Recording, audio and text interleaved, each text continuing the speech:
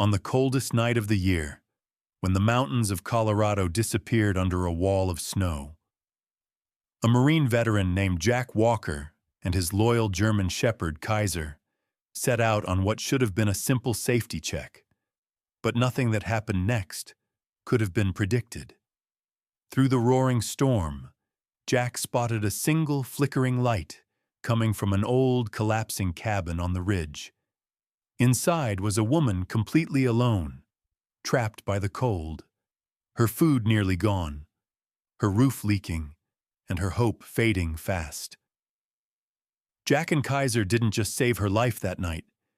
They uncovered a story of heartbreak, courage, and the kind of miracle that only appears when everything feels lost. What happened inside that cabin would change all three of their lives forever. Before we dive in, please consider subscribing. Your support helps us bring more stories of hope, faith, and everyday miracles to life. Thank you, and God bless. The wind poured down from the Colorado mountains like a force determined to strip the world bare, sweeping through the pine forest and across the small town nestled in the foothills. It was late afternoon, but the sky already carried a heavy, purple-gray bruise that warned the storm was not passing through. It was settling in. Snow whipped sideways along the lone main street, burying pickup trucks and piling against shuttered storefronts. Beyond the last flickering streetlight, the land rose sharply into dark slopes dotted with old cabins, half forgotten once winter turned mean. On nights like this, the mountains felt less like scenery and more like something closing its fists.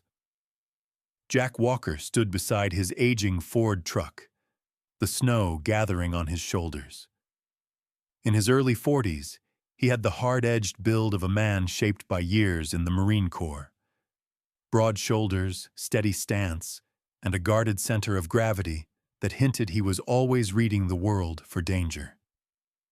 His face was angular and weather-beaten, traced with a faint scar near his eyebrow and shadowed by stubble. But his gray eyes held something gentler now, as if he was learning how to let the quiet of civilian life soften what war had carved into him. Beside him sat Kaiser, his 4-year-old German shepherd, a muscular, disciplined dog with a sable coat that thickened against the cold. Kaiser's ears stood high, tracking every noise, loose shutters, distant branches cracking under ice, while his dark eyes followed Jack with unwavering loyalty. There was power in the dog's frame, but a surprising gentleness in the way he observed people, especially the older townsfolk who adored him. Around Jack, Kaiser was more than a companion. He was a second heartbeat. The sheriff had put out a call that morning. The storm was strengthening faster than expected, and the cabins scattered along the ridge needed checking. Some were empty, but several belonged to people who lived alone. People a bad storm could swallow without anyone noticing. Jack had volunteered immediately. Helping in weather like this felt familiar, almost grounding. He tugged his parka tight and nodded at Kaiser. "Let's get to it, buddy." Kaiser pressed against Jack's leg once before hopping into the truck. The climb into the hills was slow and tense. Snow erased the old tire tracks, and the forest closed in as the storm thickened. The wipers fought to keep the windshield clear, but visibility shrank to a narrow tunnel. Kaiser braced himself, glancing between the window and Jack, reading the tension in the man's jaw. Jack kept one hand steady on the wheel and lowered the other briefly to rest on the dog's head. It calmed them both. They passed 2 cabins, one vacant, the other belonging to a fisherman who'd gone south for winter. But the 3rd cabin made Jack's shoulders tighten. It sat crooked on the slope. Roof bowed under ice, a thin line of smoke barely lifting from the chimney. Through the front window, a dim, trembling light flickered, the kind of light someone used when they were running out of power. Jack stepped out into the slicing wind. Kaiser followed immediately, head low, body alert. Snow whipped around them as they climbed the porch steps. Kaiser sniffed the doorframe and let out a low whine. Someone was inside, and something was wrong. Jack knocked. "Town check-in. You all right in there?" Silence. Then a shuffling step. The door cracked open.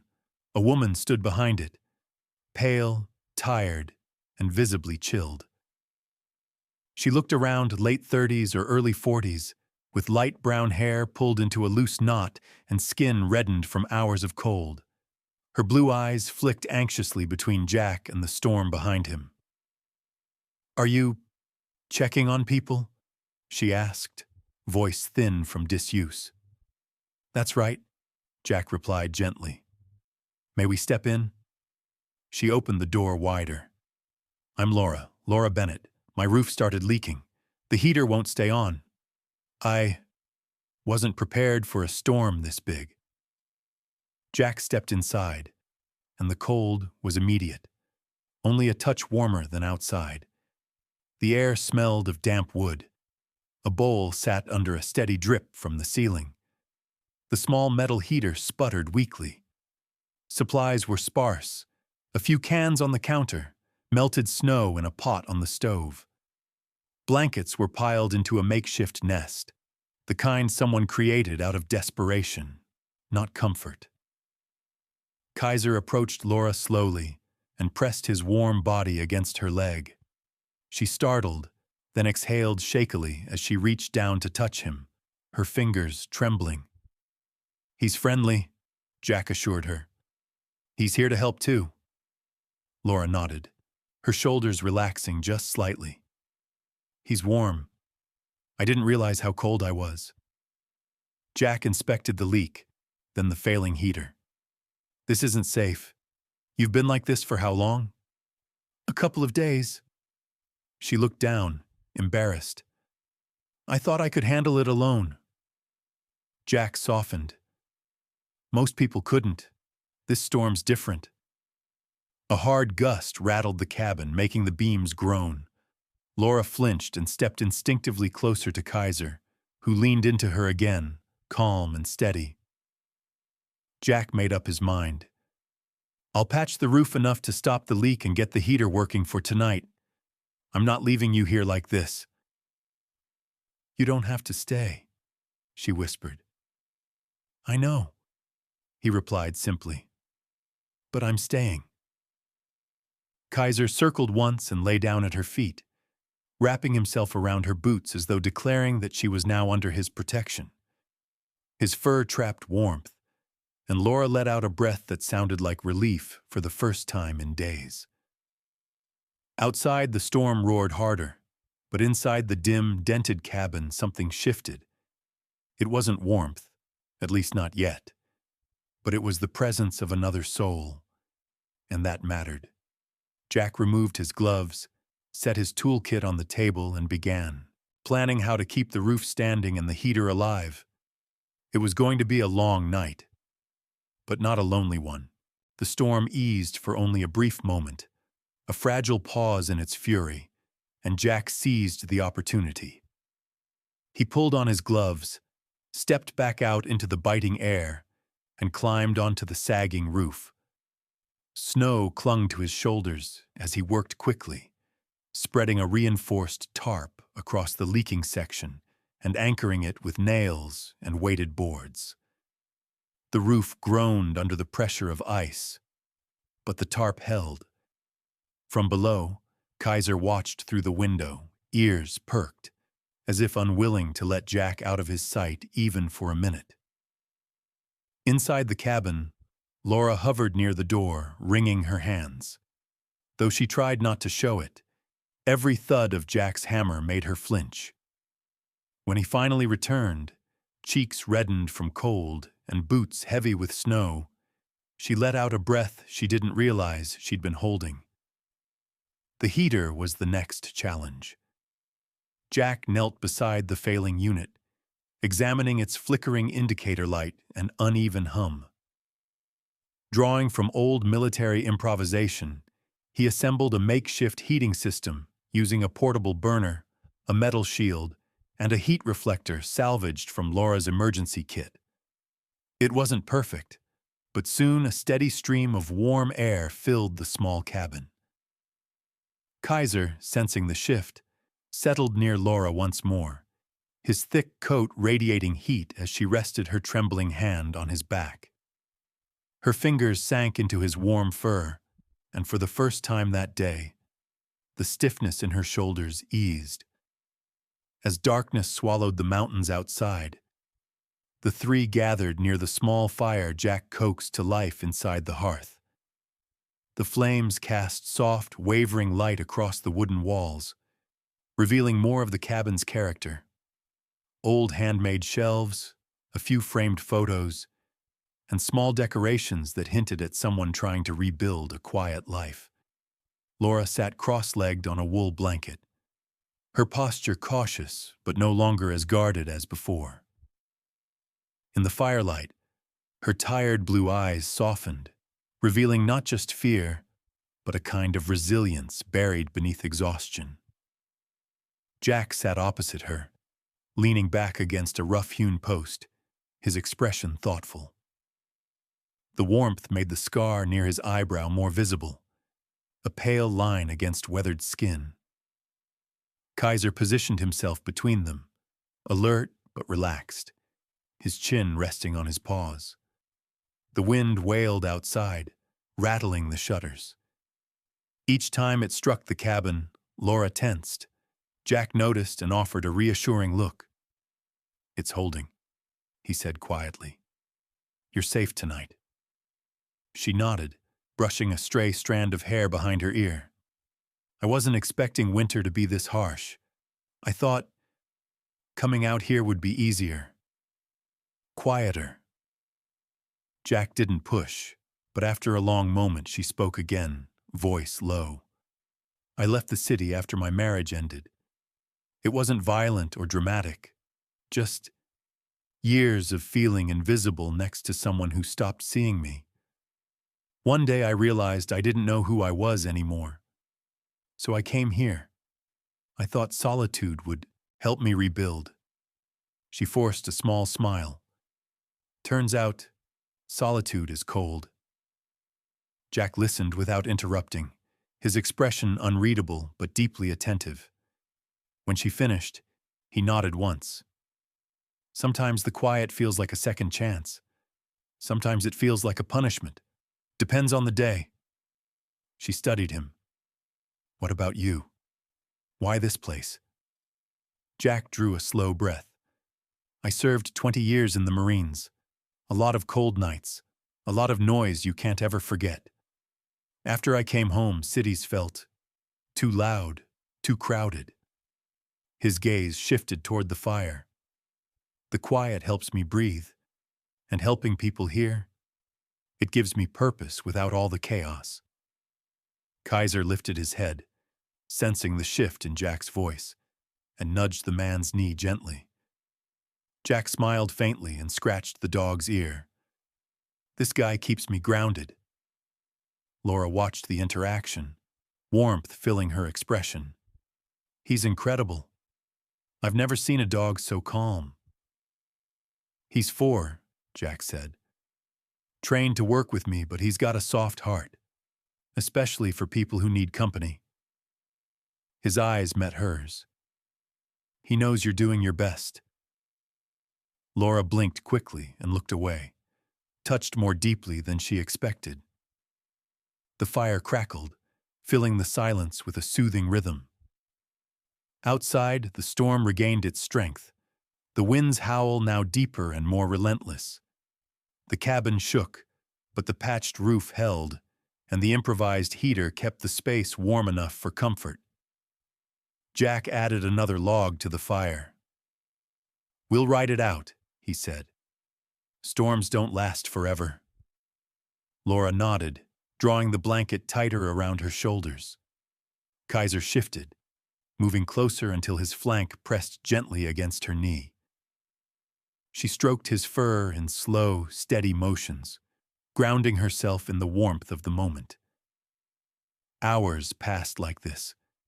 Quiet conversation, shared stillness, and the soft glow of firelight reflecting off their faces. The storm clawed at the walls, but inside the cabin, the air changed. Something about the closeness, the shared vulnerability, softened the jagged edges of each of their lives. Laura no longer felt like a stranded stranger. Jack no longer felt like a man drifting from mission to mission. Kaiser, vigilant as ever, stayed awake through most of it, his ears flicking at each distant rumble as if keeping watch for all of them. By the time the night deepened into its coldest hours, the three sat quietly around the fading fire, no longer strangers brought together by a storm, but three souls finding warmth in the same fragile shelter. Outside, the blizzard screamed across the ridgeline, but inside the cabin, the night felt, for the first time in a long time for Laura, protected. The storm finally broke 2 days later, leaving behind a world buried under white silence. The sky opened into a pale, washed-out blue that made the snow seem even brighter, almost blinding. Jack guided his truck carefully down the ridge road, with Kaiser sitting tall beside him, ears flicking at every shifting sound in the thawing forest. Though he was heading back to town to file his report and restock supplies, he kept replaying images of Laura, her blue eyes rimmed with exhaustion, her hands trembling from cold, the vulnerability she tried so hard to hide. It stayed with him more persistently than he expected. After dropping off his report at the sheriff's office, Jack spent the next day gathering materials, planks, nails, insulation, and enough canned food to carry someone through a rough week. The clerk at the hardware store, an older man named Tom Rivera, raised a brow when Jack returned for the third time in a single morning. Tom was in his late 60s, stocky and silver-haired, with deep smile lines and thick eyebrows that made him look constantly skeptical even when he wasn't. His hands were rough from decades of carpentry, and he had a quiet, fatherly patience that made him well-liked in town. "You building a house up there or starting your own lumber yard?" Tom joked, sliding a box of nails across the counter. Jack managed a faint smile. "Just helping someone patch a few things." Tom paused, studying him with eyes that had seen a lifetime of hardship. "You look more invested than that." Jack didn't answer. Instead, he paid and headed out, Kaiser trotting beside him with a small huff, almost as if he understood more than he let on. 3 days after the storm, Jack returned to the cabin with the truck bed piled high. The road was still slick with ice, but the sky was clear. Laura stepped outside when she heard the engine, wrapped in a thick sweater and wool hat. The color had returned to her face, and though she still carried a quiet, cautious air, her posture was steadier. She looked genuinely surprised to see him. "You came back." "Told you I would," Jack replied, unloading planks. Kaiser bounded ahead, tail sweeping arcs in the snow before he ran to Laura, nudging her hand eagerly. She laughed, a small, soft sound that made the cold morning feel warmer. They spent that day reinforcing the roof and replacing warped boards on the outer wall. Jack worked with practiced precision, while Kaiser alternated between supervising and chasing slow-floating snowflakes. Laura insisted on helping where she could, though she was clearly new to tools. Her gloved hands fumbled with the hammer, and her swings lacked confidence, but Jack's calm patience steadied her. "You're doing fine," he said whenever she hesitated. She'd smile, shyly but sincerely. Over the next several days, the rhythm continued. Jack and Kaiser visited regularly, bringing food, fixing another corner of the cabin, reorganizing the cluttered almond woodshed, or explaining how to ration supplies in mountain winters. Laura tried to refuse the help at first, cheeks reddening each time she admitted she didn't know something. "I should be able to handle this," she muttered once. Jack shook his head gently. "Everyone needs help out here, even the folks born on these mountains." Slowly, she accepted it. She learned how to split firewood without bruising her palms, how to clear the stovepipe, how to recognize the sound a heater made before failing. Her hands toughened, her movements grew more confident, and she began meeting Jack at the door each time he returned, often with a mug of steaming tea. The cabin itself began to transform too. Straighter walls, a secure roof, a newly stacked woodpile, and a sense of safety that hadn't existed before. One icy afternoon, while Jack was unloading tools, Kaiser suddenly dashed up the steps and barked sharply, the sound echoing through the clearing. Jack dropped the toolbox and sprinted toward the porch, instincts kicking in. He found Laura sitting on the frozen planks, breath unsteady, one hand gripping the railing. She had slipped on a patch of black ice. "Are you hurt?" Jack asked, crouching beside her. "Just startled," she said, embarrassed. But Kaiser pressed his nose to her shoulder, whining softly, refusing to leave her side. Laura looked at the dog, then at Jack, emotion swelling in her eyes. He noticed before I even processed what happened. "He looks out for people," Jack said quietly. "Especially the ones who matter." Laura's gaze lingered on him longer than before, a silent acknowledgement of the truth underneath the moment. But even as the cabin warmed with progress, Jack carried something colder inside him. On quieter evenings, while adjusting a beam or checking the roofline, he would pause, his expression tightening as if caught in memories he couldn't shake. Laura noticed the way he stared into the trees sometimes, shoulders rigid, jaw clenched. She didn't pry, sensing wounds older than this winter. Even Kaiser sensed it, staying close to Jack on those moments, pressing against him until the tension faded. Day by day, Laura opened her door not out of necessity, but out of trust. And day by day, Jack found himself returning not out of duty, but out of something deeper, something unfamiliar, something healing. The chapter closed on a quiet evening as the three stood outside, watching soft snow drift across the clearing. The cabin was sturdier now, warmer, lived in. Laura wrapped her scarf tighter. Jack rested a gloved hand on Kaiser's back, and for the first time since the storm, the ridge felt less lonely. The weeks slid by under an endless curtain of drifting snow, but the cabin on the hillside no longer felt like the fragile, leaking shelter Jack had first stepped into. Bit by bit, it transformed. The porch, once sagging and rimmed with ice, now held several neatly built raised beds filled with hardy winter greens. Kale, chard, and cold-resistant herbs Jack helped Laura plant in insulated soil boxes. Kaiser supervised each task with quiet authority, occasionally nudging Jack's elbow when he took too long examining a plank or when Laura seemed unsure about a tool. With the snowpack reflecting what little sunlight winter offered, the entire clearing often glowed in soft silver light, making the small cabin seem almost like a lantern in the vast white silence.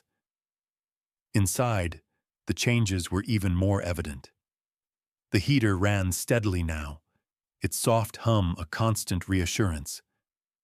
A thick, worn Marine Corps blanket Jack had donated now covered the once bare armchair, giving the room a warmer, lived-in feeling.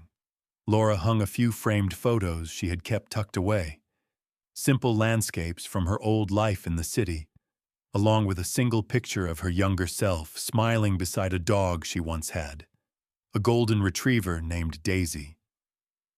She had mentioned Daisy only once before, her voice soft with the ache of old memories, and seeing the photo on the wall brought quiet warmth to the space. Laura herself began to change too. Her cheeks, once pale from cold and isolation, carried more color now. When Jack and Kaiser would arrive, she often greeted them with the smell of something baking: sweet bread, cinnamon muffins, or warm biscuits. She brewed thick, creamy hot cocoa, dusted lightly with nutmeg, and handed the mugs over with a shy but growing confidence. Kaiser always received a small treat as well, which he accepted with ceremonial dignity before settling beside the hearth. Some days, Laura wasn't alone when Jack arrived. The cabin had quietly become a stop for one nearby neighbor, Margaret Hale, a woman in her early 70s who lived half a mile down the ridge. Margaret was short and a little round, with rosy cheeks, silver hair tied back in a tight bun, and bright hazel eyes that sparkled with the energy of someone far younger. She wore knitted scarves she made herself, thick, colorful creations that clashed, but somehow suited her cheerful nature. Decades of widowhood had made her self-reliant, but also deeply fond of companionship, and she had taken to visiting Laura once she heard someone new had moved into the cabin. She often arrived carrying jars of homemade jam or a small loaf of her dense honey bread, insisting that good food keeps the cold from sneaking into your bones. Margaret talkatively filled the cabin with stories of the mountains, avalanches that nearly missed her late husband, winters when the snow swallowed entire fences, and summers when bears stole fruit pies cooling on her windowsill. Laura listened eagerly, asking questions. That made Margaret beam. Jack watched the two women from time to time, quietly pleased to see the cabin becoming a place where laughter returned. But even as warmth grew inside the walls, a different kind of tension settled quietly beneath the surface. One afternoon, while Jack was splitting fresh firewood outside, Margaret stepped out onto the porch, closing the door behind her. She tugged her scarf tighter and looked at him with an expression more serious than usual. "Heard you got an offer," she said. Jack paused mid-swing. "Word travels fast," he murmured. "Town that quiet? News rides on the wind," she replied. "Consulting work in Denver, wasn't it? Good pay. Steady hours." Jack nodded, jaw tightening. Margaret studied him with knowing eyes. "You thinking of taking it?" He didn't answer immediately. The wood cracked sharply under the next swing. Kaiser watched from a short distance, ears angled back, sensing something unsettled. "It would make sense," Jack finally said. "Better income, a clean place, routine." "And?" Margaret pressed gently. Jack met her gaze. "And I'm not sure it feels right." Margaret gave a slow nod, her breath forming pale clouds in the cold air. "Sometimes the right choice isn't the sensible one." Laura overheard enough to understand the situation. She didn't confront Jack about it, didn't ask questions, didn't let the worry show on her face when she handed him a mug of cocoa that evening. But later, while Jack and Kaiser worked on reinforcing the shed, she quietly stocked more firewood, rearranged supplies, and wrote small notes to remind herself how to maintain the heater, silent preparations for the possibility of being alone again. She didn't want to depend too heavily on someone who might soon return to a more stable life. Jack noticed the shift. She smiled just as often, but her eyes didn't linger as long. She laughed at Margaret's jokes but fell silent afterward, as if afraid of becoming too comfortable. Even Kaiser sensed something and stuck closer to her, nudging her leg as if reminding her she wasn't alone. Not yet. One evening, when the sky glowed pink against the snow, the three of them stood on the porch. The wind was calmer, carrying only soft flakes. The raised beds sat tucked under insulated covers. Warm light glowed behind the cabin windows. For a brief moment, The hillside felt like a world separate from everything else. Safe, warm, quietly alive. None of them said it aloud, but all three felt it. Winter had not ended, but something inside it had begun to thaw. The cold returned without warning, sharp, heavy, and unforgiving. By dusk, the temperature had plunged so quickly that the air felt brittle, as if it might crack with each breath. Snow began falling in thick, wind-driven sheets, covering tracks almost as soon as they appeared. Power flickered across the ridge, sputtered, then vanished entirely, plunging the hillside into darkness. Inside Laura's cabin, the heater hummed faintly on emergency reserve, but the rest of the world had gone silent, except for the rising howl of the storm. Jack was checking the insulated garden beds when he noticed the lights of the neighboring cabins had gone dark. Kaiser's ears snapped forward, alert. A moment later, a distant, faint sound drifted through the wind, a cry carried from somewhere farther up the slope. Jack froze, listening. Laura stepped out onto the porch, her scarf pulled tight around her face. "Did you hear that?" she asked, her voice edged with worry. Kaiser answered first, a sharp bark, focused, directional. Jack's expression hardened with purpose. "Someone's in trouble." The call had come from a cabin belonging to Walter Grady, a man in his late 70s who lived farther up the ridge.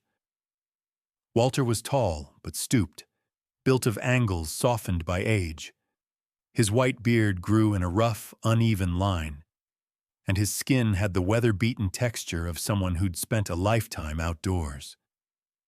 He was known for his quiet independence, rarely visiting town except to buy supplies. Rumor said he had once been a forest ranger, the kind who preferred trees to people, and losing his wife years ago had only deepened his solitude. Jack had met him a handful of times, enough to respect him, and enough to know Walter wouldn't cry for help unless something was seriously wrong. Without hesitation, Jack grabbed his thick coat, flashlight, and rope. Laura followed him inside and collected blankets, a thermos of hot water, and her newly learned confidence. She moved quickly but with purpose, no longer the uncertain woman he had first met. "I'm coming with you," she said firmly. Jack didn't argue. He saw the determination in her eyes. Kaiser trotted at their heels, tail stiff, his body language saying clearly, "Hurry." The wind nearly shoved them back as soon as they stepped outside. Snow stung their faces, and visibility dropped to arm's length. But Kaiser led the way with instinctive certainty, nose to the ground, weaving through drifts. Jack guided Laura, steadying her whenever the ice beneath the snow shifted. The storm battered them, but they pushed forward, climbing the slope one careful step at a time. Half an hour later, they found Walter's cabin. The front door hung slightly open, banging in the wind. A dim lantern flickered weakly inside. Walter lay near the hearth, one leg twisted unnaturally. His face was pale, eyes tight with pain, but still alert. "Slipped on the ice," he muttered, managing a weak grin as Jack knelt beside him. "Thought I could fix the chimney flap before the power went out. Should have known better." Laura wrapped a blanket around him while Jack checked the injury. "Your ankle's broken," Jack said. "We need to get you down the hill." Walter let out a breath between clenched teeth.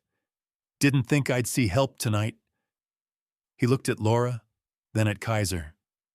"Snow angels, the three of you." Jack fashioned a makeshift sled using a reinforced tarp he kept in his pack. Laura held the lantern steady, hands trembling but controlled. Walter, though in pain, managed to help guide himself onto the tarp. Kaiser pressed close to the man, offering warmth and grounding, Slowly, carefully, Jack and Laura pulled the sled into the storm. The descent was slow. Twice the wind nearly shoved them sideways, but Kaiser's sharp bark redirected them, warning of unseen dips or obstacles.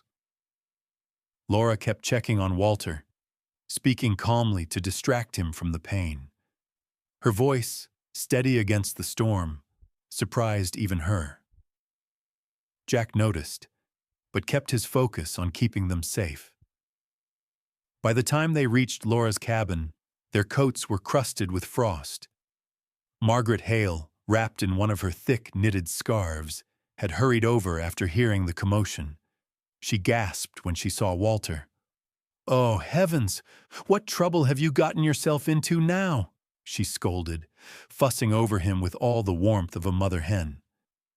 Together, they helped ease Walter onto the sofa near the fire. Jack splinted the injured ankle, while Margaret brewed a strong herbal tea known among mountain folk for pain relief. Laura brought extra blankets and knelt beside Walter. "You're safe now," she said softly. He gave her a grateful nod. "You're stronger than you look," he said. She smiled, realizing she finally believed it too. The storm raged outside, but inside the cabin the air was full of shared effort, quiet determination, and something like hope. When the worst had passed and the room grew calm again, Jack stood near the doorway, staring out at the swirling snow. Something inside him settled. He had been wrestling for weeks with the decision about the job in the city, the promise of comfort, predictability, a life without constant cold. But tonight, watching Laura steady Walter's hand, watching Kaiser curl protectively at their feet, watching the cabin glow with life, his doubts finally melted. "I'm staying," he said quietly, almost to himself but loud enough for Laura to hear. She looked up, eyes widening, a question forming. Jack met her gaze and nodded. All of this, feels right." She breathed out slowly, relief warming her expression in a way that outshone even the fire. In the days that followed, Jack and Laura drafted plans for the cabin, reinforcing extra rooms, adding bunks, and setting aside supplies. Their vision grew into something they named Winter Haven, a safe shelter for anyone facing the brutal winter alone. Kaiser approved every decision with his calm, steady presence. The chapter closed on a scene of warmth. Through the frosted window, snow drifted quietly outside, while inside, Jack, Laura, Kaiser, Margaret, and Walter gathered around the fire, talking, laughing, sharing soup. 3 generations and 1 loyal dog forming the beginning of a new kind of family. Sometimes, the greatest miracles don't arrive with thunder, lightning, or angels singing from above. Sometimes they come quietly, hidden in a cold night, in a knock on a door, in a stranger who chooses kindness, or in a loyal dog who refuses to leave your side. In the deepest winter of our lives, God often sends the warmest gifts, a helping hand, a new beginning, a reminder that none of us are meant to walk through the storm alone. Jack, Laura, Kaiser, Margaret, Walter, their story is not just about surviving the snow. It's about God working through ordinary people, turning loneliness into companionship, fear into courage, and a small cabin into a place of hope. And in many ways, that is the same blessing God places in our everyday lives. Sometimes He answers our prayers not with miracles we expect, but with people who show up exactly when we need them most. If this story touched your heart, I invite you to share it with someone who might need a reminder that God still moves quietly among us. Leave a comment about the small miracles you've seen in your own life. And don't forget to subscribe so you never miss another story of hope. May God wrap His arms around you tonight, guide your steps tomorrow, and bless everyone watching this video with warmth, peace, and strength for whatever storm you're facing. God bless you.